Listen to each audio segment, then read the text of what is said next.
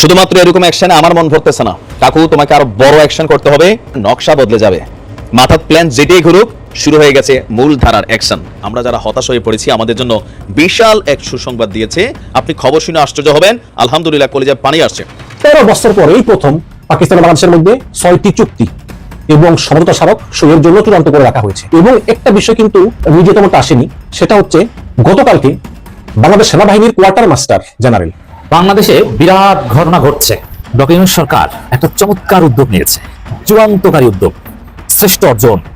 আলহামদুলিল্লাহ বলা উচিত, সেলিব্রেট করা উচিত। ডক্টর ইউনূস সরকারের হাত ধরে সেটা হচ্ছে, ডক্টর ইউনূস সরকারের উদ্যোগের ফলে সেটা হচ্ছে। বিজ্ঞান দরকার নাই আমার, কুত্তা সামলাও তোমার। আজকে রাজনীতিবিদদের মধ্যে এরকম একটা প্রতিযোগিতা দেখতে পেয়েছি। মনে হচ্ছে যে সবাই দল বেঁধে এখন রাজাকার হওয়ার জন্য একটি লাইন বেঁধেছে। পাকিস্তানের পররাষ্ট্রমন্ত্রী বাংলাদেশে এসেছে। কেন এখন আর সেই 71-এর রাজাকার পাকিস্তানিদের সাথে মিটিং করব না, আমরা বসবো না, আমরা সেই কথা ভুলে গিয়ে এভাবে লাইন ধরা। অন্ততপক্ষে ফজলুর রহমানকে আমি স্পষ্ট বার্তা দিয়ে বলতে চাই, জুলাই বিপ্লবদেরকে যারা কালো অধ্যায় বলবে তারা বাংলাদেশের শ্রেষ্ঠ রাজাকার, তারা বাংলাদেশের আল শামস আল বদর। অতএব এই ফজলুর রহমান, তুমি সেই আল বদরের সদস্য।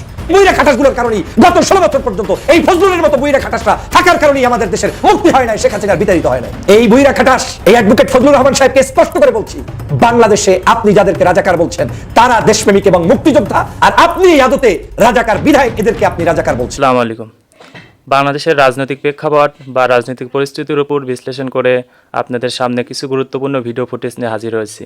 এমনকি দর্শক, আমি আশা করছি যারা ভিডিওটি অন করেছেন তারা ভিডিওটি না টেনে সম্পূর্ণ মনোযোগ সহকারে দেখবেন, তাহলে এই ভিডিওর মূল রহস্য বা আসল ঘটনাগুলো জানতে বা বুঝতে পারবেন। তো প্রিয় দর্শক, আমি আর বেশি কথা বাড়াবো না, চলুন দেখে আসি আজকের সেই কাঙ্ক্ষিত ভিডিওগুলো। তবে তার আগে বলি, যারা এখনও চ্যানেলটি সাবস্ক্রাইব করেননি তারা সাবস্ক্রাইব করে পাশে থাকা বেল আইকনটি বাজিয়ে দিবেন, আর যারা ইতিমধ্যে সাবস্ক্রাইব করে রেখেছেন তাদেরকে অসংখ্য ধন্যবাদ। তো চলুন দর্শক, একটা লাইক দিয়ে আমরা ধারাবাহিকভাবে সকল ভিডিওর বিস্তারিত আলোচনা দেখে আসি। পাকিস্তান ও বাংলাদেশের মধ্যে 6টি চুক্তি এবং সমঝোতা স্মারক সইয়ের জন্য চূড়ান্ত করে রাখা হয়েছে। এবং একটা বিষয় কিন্তু মিডিয়াতে তেমন আসেনি, সেটা হচ্ছে গতকালকে বাংলাদেশ সেনাবাহিনীর কোয়ার্টার মাস্টার জেনারেল, তার নাম হচ্ছে লেফটেন্যান্ট জেনারেল মোহাম্মদ ফজলুর রহমান, তিনি কিন্তু পাকিস্তান সফরে আছেন এখন। এবং তিনি গতকালকে পাকিস্তানের জয়েন্ট স্টাফ হেডকোয়ার্টারে পাকিস্তানের জয়েন্ট চিফস অফ স্টাফ কমিটির চেয়ারম্যান জেনারেল সাহির জামশাদ মির্জার সঙ্গে প্রতিরক্ষা এবং নিরাপত্তা ক্ষেত্রে দ্বিপাক্ষিক সহযোগিতা জোরদার করার জন্য একটি যৌথ প্রতিশ্রুতি ব্যক্ত করেছেন। তার মানে পাকিস্তানের সঙ্গে একটি সামরিক ক্ষেত্রে, আপনারা জানেন যে পাকিস্তান গরিব হলে কি হবে, তারা সামরিক দিক দিয়ে উন্নত, তাদের অস্ত্র বিভিন্ন কারখানা আছে, প্রযুক্তিতে অনেক ডেভেলপ, যেটা তারা রিসেন্টলি ভারতের সঙ্গে যুদ্ধে সেই পারঙ্গমতা দেখিয়েছে। তো এক্ষেত্রে এই লেফটেন্যান্ট জেনারেল মোহাম্মদ ফজলুর রহমান তিনি পাকিস্তানে আছেন এবং সামরিক ভাবে কি কি সহযোগিতা করা যায় এইসব বিষয়ে তারা আলোচনা করতেছেন। আবার জেনারেল ওয়াকারুজ্জামান সেনাবাহিনী প্রধান, তিনি চীনে আছেন, চীনের সঙ্গেও তিনি সামরিক সহযোগিতা দ্বিপাক্ষিক বিভিন্ন বিষয় নিয়ে তিনি আলোচনা করবেন। তো এই বিষয়গুলো নিয়ে কিন্তু এগিয়ে যাচ্ছে। এবং হাসিনা পালিয়ে যাওয়ার পরে আমরা একটা স্বাধীন পররাষ্ট্রনীতি পেয়েছি। আমরা যেখান থেকে যা খুব ভালো দরকার আমরা তাই কিনবো, এবং যেখান থেকে সাপোর্ট দরকার, সহযোগিতা দরকার, আমরা সেখান থেকে সাপোর্ট এবং সহযোগিতা নিতে পারবো। এটা একটা ভালো দিক। এবং দেখেন আপনি, বাংলাদেশের সঙ্গে পাকিস্তানের শিক্ষায়, অর্থনীতিতে এবং সংস্কৃতিতে সম্পর্ক উন্নয়নের সুযোগ রয়েছে, এবং সেই সুযোগগুলো নিয়ে আলোচনা হবে। আরেকটা বিষয় বলেছে পাকিস্তানকে, যে আপনারা ভারতের মতো বড় বাইসুলভ আচরণ করবেন না এবং বাংলাদেশে আধিপত্য বিস্তারের চেষ্টা করবেন না। একটি দেশের সঙ্গে আরেকটি দেশের সম্পর্ক হবে বন্ধুত্বপূর্ণ, কেউ বড় না কেউ ছোট না। যদি এটা করেন তাহলে আমরা আলোচনা রাজি আছি। তখন পাকিস্তানের উপপ্রধানমন্ত্রী ইসাকদার বলেছেন যে না, কোনো বড় ভাই না, কোনো আধিপত্য না, আপনারা একটি মুসলিম দেশ, আমরা একটি মুসলিম দেশ, আমাদের ভিতরে সম্পর্ক হবে ভ্রাতৃপ্রতিম, এবং সব বিষয়ে আমাদের আলোচনা হবে, সুসম্পর্ক হবে। এবং এই সফরটাকে আপনার খুবই ফলপ্রসূ বলা যায়। এবং পাকিস্তানের একজন উপপ্রধানমন্ত্রী তিনি বাংলাদেশে এসে সকল দলের সঙ্গে বৈঠক, এবং সব দলগুলো কিন্তু গেছেও, বিএনপি, জামাত, এনসিপি, এদের ধন্যবাদ জানাই যে তারা পাকিস্তানের উপপ্রধানমন্ত্রীকে মূল্যায়ন করেছে। এবং আগামীকাল অবশ্যই পররাষ্ট্র উপদেষ্টা তৌহিদ হোসেনের সঙ্গে বৈঠক হবে, প্রধান উপদেষ্টা ইউনূসের সঙ্গে বৈঠক হবে। বৈঠক হওয়ার পরে তিনি পাকিস্তান চলে যাবেন। এবং দর্শক, আপনারা দেখবেন যে আমি নিজেও বিশ্বাস করেছিলাম যে আমেরিকা বলেছে বাংলাদেশে চীনের ফুটপ্রিন্ট কমাতে হবে, তাহলেই তারা বাণিজ্য চুক্তি সই করবে। কিন্তু এখন আমি নিজে একটু কনফিউশনে আছি, কারণ আমেরিকা যদি শর্ত দিয়েই থাকে যে বাংলাদেশে চীনের ফুটপ্রিন্ট কমাতে হবে, তাহলে বাংলাদেশ সরকার কেন তিস্তা প্রকল্প চীনকে দিয়ে দিল, যেখানে 6,700 কোটি টাকার প্রকল্প, বিশাল প্রকল্প, ম্যাসিভ প্রকল্প চীনকে দিয়েছে। এবং চীনকে মংলা বন্দর দেওয়ার কথা রয়েছে, চীনের কাছ থেকে রূপপুর পারমাণবিক লজিস্টিক সাপোর্টটা নিতেছে তো।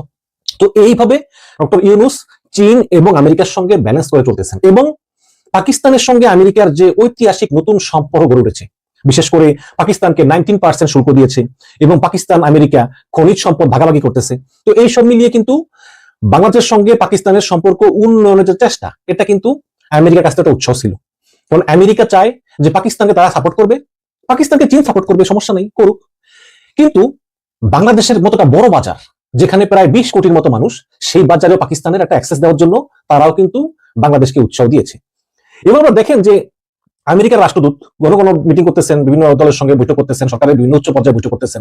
এসব বৈঠকে কি আলোচনা জানি না, কিন্তু একটা জিনিস বুঝি যে বর্তমান ডোনাল্ড ট্রাম্প সরকারের যে ইচ্ছা, এটা বাস্তবায়ন করে কিন্তু রাষ্ট্রদূতের দায়িত্ব, এবং সেই ডোনাল্ড ট্রাম্পের ইচ্ছা অনুসারে কিন্তু বর্তমান রাষ্ট্রদূত ট্রেসিয়ান জ্যাকবসন তিনি কাজ করতেছেন, কোনো সন্দেহ নেই। তো অবশ্যই পাকিস্তানের সঙ্গে যে ভালো সম্পর্ক আমেরিকার বর্তমানে, এই কারণে হয়তো বাংলাদেশকে একটা উৎসাহ দিচ্ছেন পাকিস্তানের সঙ্গে সম্পর্ক উন্নয়ন করার জন্য, এবং সেভাবেই সরকার কাজ করতেছে। এবং যেহেতু আমরা ছোট দেশ, আমরা তো আর আধিপত্যের বাইরে না, তাই না? চীন চায় আধিপত্য বিস্তার করতে, আমেরিকা চায় বিস্তার করতে, আমাদেরকে আমাদের নিজেদের স্বার্থে ব্যালেন্স করে চলতে হবে। এবং ইউনুস সরকার যে ডিল করছে আমেরিকার সঙ্গে, চায়নার সঙ্গে ডিল করতেছে, এগুলো খুবই ভালো দিক। এবং যদি বিশ্বের বিভিন্ন দেশ থেকে সমস্ত পোশাক শিল্পগুলো আমাদের এখানে আসে, যেহেতু আমাদের শুল্ক কম, এই অপরচুনিটি আরো বেশি বেশি করে কর্মসংস্থান হবে, এবং বেশি বেশি করে কর্মসংস্থান হলে আমাদের এই বেকার জনগোষ্ঠী বিভিন্ন খারাপ পথে যাবে না, অপকর্ম করবে না, তারা কাজ করে খাবে।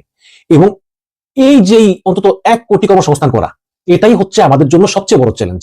ইউনুস সরকারের আমলে আইন শৃঙ্খলা পরিস্থিতি খারাপ, কোনো সন্দেহ নেই, আমি নিজে সমালোচনা করি, কিন্তু অর্থনীতি খুব ভালো অবস্থায় আছে, অর্থনীতি ভালো অবস্থায় আছে। এবং আজকের খবর, আপনার রিজার্ভ 31 বিলিয়ন ডলার এখন, যে হাসিনার আমলে রিজার্ভ নেমে গিয়েছিল 9 বিলিয়ন ডলারে, সেখানে ডলার পাওয়া যেত না, আপনার ওই আমদানি করবে, ডলার নাই, কি সংকট, কি ক্রাইসিস, এবং ব্যাংকগুলো সব খালি হয়ে গিয়েছে, সেগুলো আস্তে আস্তে সব রিকভারি করতেছে। এই সরকারকে আপনি মদার্থ বলতে পারেন, কিন্তু সরকার কিন্তু চোর না। অন্ততপক্ষে ফজলুর রহমানকে আমি স্পষ্ট বার্তা দিয়ে বলতে চাই, জুলাই বিপ্লবদেরকে যারা কালো অধ্যায় বলবে, তারা বাংলাদেশের শ্রেষ্ঠ রাজাকার, তারা বাংলাদেশের আল শামস, আল বদর। অতএব এই ফজলুর রহমান, তুমি সেই আল বদরের সদস্য। বুইরা খাটাসগুলোর কারণেই গত 16 বছর পর্যন্ত এই ফজলুরের মতো বুইরা খাটাসরা থাকার কারণেই আমাদের দেশের মুক্তি হয় নাই, শেখ হাসিনার বিতাড়িত হয় নাই, এই কারণেই হয় নাই। অতএব এই খাটাসগুলো থেকে বাংলাদেশের মানুষদেরকে সচেতন হতে হবে। আমি স্পষ্ট করে এই বুইরা খাটাস, এই অ্যাডভোকেট ফজলুর রহমান সাহেবকে স্পষ্ট করে বলছি, বাংলাদেশে আপনি যাদেরকে রাজাকার বলছেন, তারা দেশপ্রেমিক এবং মুক্তিযোদ্ধা, আর আপনি আদতে রাজাকার বিধায় এদেরকে আপনি রাজাকার বলছেন। জুলাই বিপ্লব আমাদের, এই বিপ্লবের উপর ভিত্তি করে আগামীর বাংলাদেশ হবে। সহ্য হইলে বাংলাদেশে থাকো ফজলুর রহমান, আর অসহ্য হলে বাংলাদেশ থেকে পালিয়ে যাও। শেখ হাসিনার আঁচলের মধ্যে গিয়ে লুকিয়ে থাকো ফজলুর, তোমাকে বাংলাদেশের জনগণ চায় না, তোমার বাংলাদেশে থাকার বিন্দুমাত্র অধিকার নেই। এই বুইরা, যে বুইরা অ্যাডভোকেট ফজলুর ঠিক মতো কথা বলতে পারে না, ঠিক মতো শুদ্ধ উচ্চারণ জানে না, ঠিক মতো টকশোতে কথা বলতে পারে না, 24 ঘন্টা এখানে ঢুকলেই ওনার ধর্মবিরোধী কথা বলা লাগবে, দেশ বিরোধী কথা বলা লাগবে, জামাত শিবির বিরোধী কথা বলা লাগবে, জুলাই যোদ্ধাদের বিরুদ্ধে কথা বলা লাগবে। এটার কারণটা কি? এই মানুষগুলোর এই উদ্দেশ্যের কারণটা কি? উদ্দেশ্য হচ্ছে একটাই, তারা এই বাংলাদেশে আওয়ামী লীগকেই চায়। এখন যেহেতু আওয়ামী লীগকে নতুন করে আনতে পারবে না, সে কারণে আওয়ামী লীগকে কোনো একটা দলের উপরে ভর করে তাদেরকে ফেরত আনতে চায়। কত বড় টাউট ফজলুর রহমান, তিনি বলছেন 5ই আগস্ট সংগঠিত হয়েছে একটি কালো শক্তির কারণে, এবং সেই কালো শক্তি হচ্ছে জামাত শিবির, এবং ছাত্র জনতাকে তিনি আখ্যায়িত করছেন যে তারা মোটিভেটেড হয়ে ভুল পথে এই কালো শক্তি হিসাবে 5ই আগস্ট সংগঠিত করেছে। 5ই আগস্ট সংগঠিত হওয়ার কারণে দেশনেত্রী বেগম খালেদা জিয়া আজকের মুক্ত। 5ই আগস্ট সংগঠিত হওয়ার কারণে বিএনপির নেতাকর্মীরা আজকের মুক্ত। 5ই আগস্ট সংগঠিত হওয়ার কারণে বাংলাদেশের জামাত ইসলাম, ইসলামী আন্দোলন সহ বাংলাদেশের সকল রাজনৈতিক দল এখন মুক্ত। এনসিপির নেতাকর্মীরা যারা বৈষম্য বিরোধী আন্দোলনের নেতা ছিলেন, তারা আজকের মুক্ত। গণ অধিকার পরিষদ মুক্ত। এরপরে যারা যত জুলুম অত্যাচারের শিকার ছিলেন, সেই আলেম ওলামা, পীর মাশায়েখ, তারা মুক্ত। আল্লামা মামুনুর সাহেবরা মুক্ত। কিন্তু আজকের বিএনপির চেয়ারপারসনের উপদেষ্টা ফজলুর রহমান বলছেন 5ই আগস্ট সংগঠিত হয়েছে একটি কালো শক্তির কারণে, এবং এই কালো শক্তি 5ই আগস্টটাকে সংগঠিত করে ওনার একটা মহাবিপদ সংগঠিত করে দিয়ে গিয়েছে। মনে হয় যেন 5ই আগস্টটা উনি চাননি, উনি কোনো অবস্থাতেই 5ই আগস্ট চান না। কারণ ওনার যে আপন বোন শেখ হাসিনা বাংলাদেশ থেকে 5ই আগস্ট বিদায় নিয়েছে, যেটা কোনোভাবে এই ফজলুর রহমান, টাউট ফজলুর রহমান কোনোভাবে চায় না। এরা হচ্ছে রাজনীতির খয়রাতি, এরা হচ্ছে রাজনৈতিক খয়রাতি। রাজনীতিটাকে ধ্বংস করার জন্য একটি বৃহত্তর রাজনৈতিক দলে প্রবেশ করে তারপরে সেই জায়গায় বসে বসে মিথ্যাচার করছে জাতির কাছে। তাহলে 5ই আগস্ট যদি একটি কালো শক্তি করে থাকে, জামাত শিবির করে থাকে, তাহলে কালো শক্তি আর জামাত শিবির মিলে যদি শেখ হাসিনাকে তাড়িয়ে থাকে, তাহলে আপনার দলের অবদানটা কোথায়? বিএনপি বাংলাদেশের একটি সর্ববৃহৎ দল। আমরা মনে করি 5ই আগস্ট সংগঠিত হয়েছে সমগ্র মানুষের সম্মিলিত প্রচেষ্টায়। আপনি তো সেই প্রচেষ্টাটাকে ধ্বংস করে দিয়ে আপনি একটি গোষ্ঠীকে আজকের এখানে প্রমাণ করে দিচ্ছেন তারাই 5ই আগস্ট সংগঠিত করেছে। তার মানে দাঁড়ালো আসলেই এই জামাত শিবির তারাই 5ই আগস্ট সংগঠিত করেছে। যেটা আমি প্রায় বলতাম যে বাংলাদেশের এই বিপ্লবের পিছনে সবচেয়ে বড় একটি স্টেক হোল্ডার তারা কিন্তু ছিল। তারা প্রকাশ্যে গোপনে যেখানে যে অবস্থায় প্রয়োজন ছিল সে কাজটি কিন্তু তারা করেছে। শুধু তারাই করে নাই, বাংলাদেশের দল মত জাতি ধর্ম বর্ণ নির্বিশেষে যারা এই জুলুমের শিকার হয়েছে, অত্যাচারের শিকার হয়েছে, তারা সবাই মিলে কিন্তু শেখ হাসিনার বিদায়ের জন্য রাজপথে আন্দোলন করেছে, সংগ্রাম করেছে। কিন্তু ফজলুর সাহেবের এত ব্যথা কেন? ফজলুর রহমানের এত মনে কষ্ট কেন? ফজলুর রহমান এত চাচ্ছে কেন? ফজলুর রহমান ছাত্রদেরকে এত শত্রু মনে করে কেন? সকাল সন্ধ্যা তিনি তাদের বিরুদ্ধে কুৎসা রটায় কেন? তার মানে এই ফজলুররা বাংলাদেশে শেখ হাসিনার পরে যাক চলে যাক চায়নি, কোনোদিন চাবে না। এই আওয়ামী লীগের নেতা আওয়ামী লীগ থেকে বিএনপিতে অনুপ্রবেশ করে শুধুমাত্র এই দলটাকে ধ্বংসের জন্য নেমেছে, আর কোনো উদ্দেশ্য নাই। এই দলটাকে ইতিমধ্যেই ভারত প্রেমে উদ্বুদ্ধ করিয়ে ফেলেছে এই ফজলুরের মতো গোষ্ঠীরা। 3-4 লেয়ারের প্রথমটাতেই তারা অলমোস্ট সফল হয়েছে। ফার্স্ট লেয়ার কি ছিল? বস্তা পচা 72-এর সংবিধানকে জীবিত রাখতে হবে এবং সানাবে বেচ শাহাবুদ্দিন চুপ্পুকে বঙ্গভবনে রাখতে হবে, সেনাপ্রধান মীর জাফরকে ক্ষমতায় রাখতে হবে এবং সচিবালয়ে রয় নিয়োজিত সচিব, উপসচিব, অতিরিক্ত সচিব তাদেরকে ক্ষমতায় রাখতে হবে। এই 3-4টায় যখন ভারত সফল হয়েছে, ডক্টর মোহাম্মদ ইউনূস ওনার যোগ্যতা দিয়ে, ওনার মেধা দিয়ে, ওনার দূরদৃষ্টি দিয়ে উনি যথাসাধ্য চেষ্টা করছেন, এখনো করে যাচ্ছেন জনগণের জন্য করতে, এবং উনি করবেন। কিন্তু সমস্যা একটা জায়গায়, কোন কর্নার থেকে ওনাকে সহযোগিতা করা হচ্ছে না। বিএনপি বাংলাদেশের এই মুহূর্তের সবচেয়ে বড় রাজনৈতিক দল, তারা ডক্টর মোহাম্মদ ইউনূসকে সাপোর্ট করার বদলে, সমর্থন করার বদলে, সহযোগিতা করার বদলে তারা রয় সিদ্ধান্তের উপরে তারেক রহমান নাচে, বিএনপির শাওয়া নাচে, বিএনপির আমির খসরু মাহমুদ নাচে, বিএনপির আব্দুল্লাহ ওয়াল মিন্টু নাচে। তো এরা সবাই যখন নাচে, ডক্টর মোহাম্মদ ইউনূস আর কাউকে খুঁজে পান না। How he is going to cross the Atlantic, নদী পাড়ি দিবেন কাদেরকে নিয়ে, উনি কাউকে খুঁজে পান না। দেশে এ কথা বলা হয় ডক্টর মোহাম্মদ ইউনূস ক্ষমতালোভী। আপনাদেরকে আমি ঠান্ডা মাথায় একটা কথা বলি, ডক্টর মোহাম্মদ ইউনূসের বাংলাদেশ থেকে কিছু পাওয়ার নাই।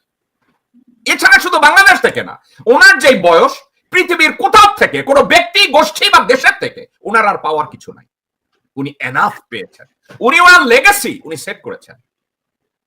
এই মুহূর্তে ডক্টর মোহাম্মদ ইউনূস রিটায়ার্ড লাইফে এসে বাংলাদেশকে ফিক্স করার জন্য আরাম আয়েশকে বিসর্জন দিয়ে বাংলাদেশের কতগুলো ক্লাউন, ভারতজীবী, শুয়োরের বাচ্চা, তাদের গালিগালাজ উনি হজম করছেন স্রেফ একটা মাত্র কারণে, কারণ উনি ওনার জন্মভূমিকে সাহায্য করতে চান। ওই জন্মভূমিতে জন্ম নেয়া মানুষগুলোকে উনি সাহায্য করতে চান। উনি দেখতে চান ওই দেশটার জন্য একটা সফলতা আসে। ডক্টর মোহাম্মদ ইউনূস উনি দেখতে চান এই দেশটার জন্য স্বাধীন সার্বভৌম একটা দেশ হিসাবে টিকে থাকে। যারা ওনাকে বলেন উনি ক্ষমতালোভী, আমি বলবো তারা জাস্ট বেজন্মা। যারা ডক্টর মোহাম্মদ ইউনূসকে বলে উনি সুদখোর এবং ক্ষমতালোভী, আমি শুধু বলবো তাদের বাবা কোনো মানুষ না, অথবা তার মা অন্য জায়গায় রাত্রি যাপন করে তাদেরকে জন্ম দিয়েছে।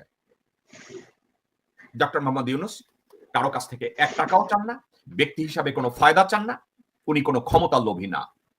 অনেকে বলেছে উনি পদ ছাড়েন না, উনি গ্রামীণ ব্যাংকের এমডি হিসাবে রিজাইন করেন নাই। আপনাদেরকে আমি একটা কথা জিজ্ঞাসা করি, সারা জীবন মেধা দিয়ে, যোগ্যতা দিয়ে, সময় দিয়ে আপনি একটা বিল্ডিং তৈরি করছেন, হঠাৎ করে কেউ এসে বলছে তোমার বয়স বেশি, এই বিল্ডিং এ তুমি থাকতে পারবে না, বাইরে যাও, আপনি কি যাবেন? তিলে তিলে উনি বাংলাদেশের গরিবদের একটা আইডেন্টিটি দেওয়ার জন্য, একটা কর্পোরেট আইডেন্টিটি দেওয়ার জন্য, তাদেরকে স্বাবলম্বী করার জন্য উনি একটা ইনস্টিটিউশন তৈরি করছে। হঠাৎ করে আপনি গিয়ে বলবেন তুমি বুড়া হয়ে গেছো, বাইরে যাও? প্রিয় দর্শক, আমি আশা করছি ভিডিওটি সম্পূর্ণ মনোযোগ সহকারে দেখেছেন।